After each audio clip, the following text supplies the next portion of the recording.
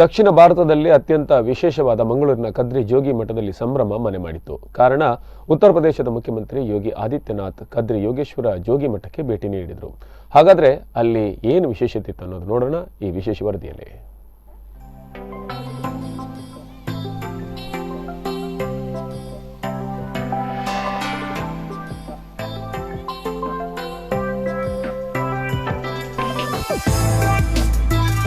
ಕೇರಳ ರಾಜ್ಯದ ಕಾಸರಗೋಡುವಿನ ತಾಳಿಪಡ್ಪುವಿನಲ್ಲಿ ನಡೆದ ಬಿಜೆಪಿಯ ವಿಜಯ ಯಾತ್ರೆ ಕಾರ್ಯಕ್ರಮದ ಉದ್ಘಾಟನೆಗೆ ಉತ್ತರ ಪ್ರದೇಶ ಮುಖ್ಯಮಂತ್ರಿ ಯೋಗಿ ಆದಿತ್ಯನಾಥ್ ಬಂದಿದ್ರು. ಮಂಗಳೂರು ವಿಮಾನ ನಿಲ್ದಾಣಕ್ಕೆ ವಿಶೇಷ ವಿಮಾನದ ಮೂಲಕ ಬಂದಿಳಿದಿದ್ದ ಅವರು ರಸ್ತೆ ಮಾರ್ಗದ ಮೂಲಕ ಕಾಸರಗೋಡುವಿಗೆ ತೆರಳಿದ್ದರು. ಕಾರ್ಯಕ್ರಮ ಮುಗಿಸಿ ವಾಪಸ್ಸು ಬರುವ ಸಂದರ್ಭ ನಾಥ ಪಂಥದ ಪ್ರಮುಖ ಮಠವಾಗಿರುವ ಮಂಗಳೂರಿನ ಕದ್ರಿ ಯೋಗೇಶ್ವರ ಮಠಕ್ಕೂ ವಿಸಿಟ್ ಕೊಟ್ರು.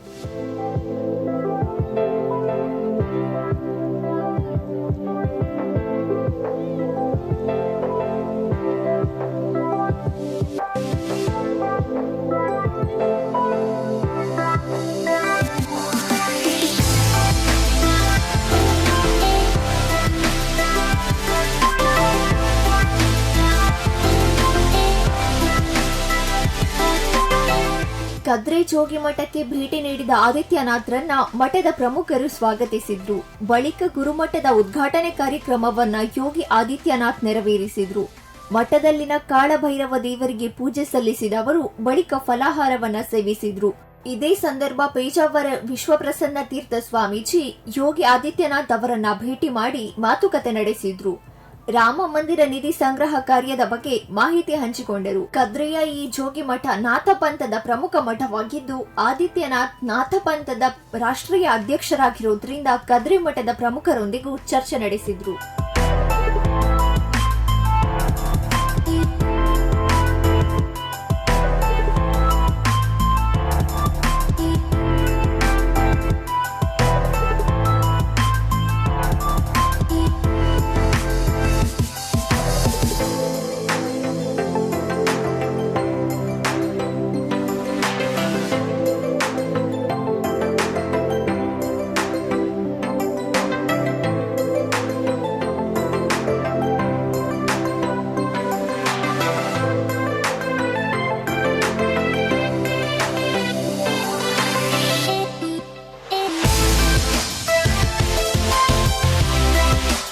ಯೋಗಿ ಆದಿತ್ಯನಾಥ್ ಉತ್ತರ ಪ್ರದೇಶದ ಮುಖ್ಯಮಂತ್ರಿ ಮಾತ್ರವಲ್ಲದೆ ದೇಶಾದ್ಯಂತ ಹರಡಿಕೊಂಡಿರುವ ಯೋಗಿ ಮಠಗಳ ಸಂಸ್ಥೆ ಅಖಿಲ ಭಾರತ ಅವಧೂತ್ ಬೇಷ್ ಪಂಥ್ನ ಅಧ್ಯಕ್ಷರೂ ಹೌದು.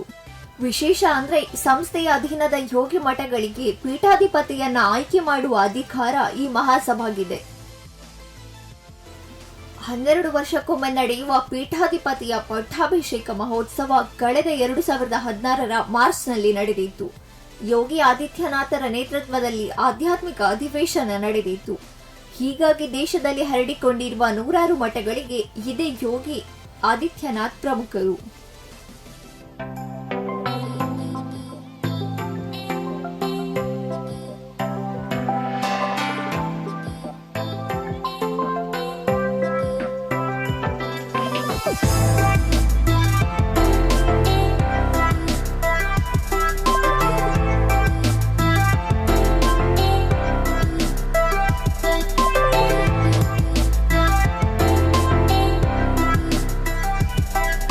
ಆದಿತ್ಯನಾಥ್ ಅವರ ಆಗಮನದ ಹಿನ್ನೆಲೆ ಮಠದ ಸುತ್ತಮುತ್ತಲಿನ ಪ್ರದೇಶಗಳನ್ನ ಧ್ವಜಗಳಿಂದ ಶೃಂಗರಿಸಲಾಗಿತ್ತು. ಬಿಗಿ ಪೊಲೀಸ್ ಬಂದೋಬಸ್ತ್ ಸಹ ಮಾಡಲಾಗಿತ್ತು.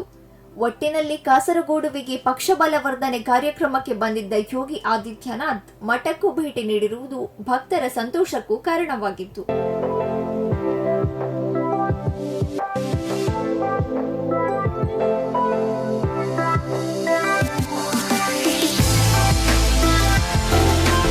ನ್ಯೂಸ್ ಡೆಸ್ಕ್, ಸ್ಪಂದನ ಟಿವಿ, ಉಡುಪಿ.